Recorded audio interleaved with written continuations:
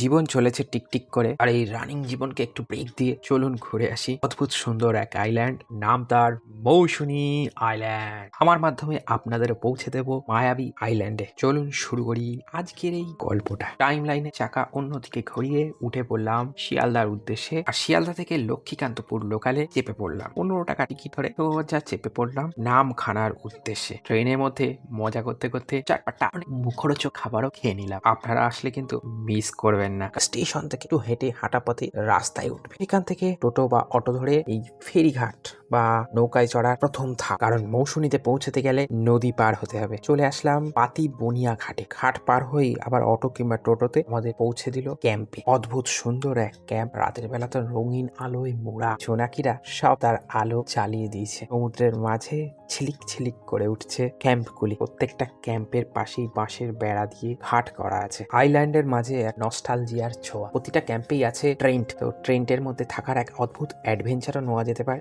পিছনেই সমুদ্র, তার পিছনেই ম্যানগ্রোভ অরণ্য, তারই মাঝে আমরা আছি। সেই ম্যানগ্রোভ অরণ্য যেটা অনেকটা সুন্দরবনই বলা যায়।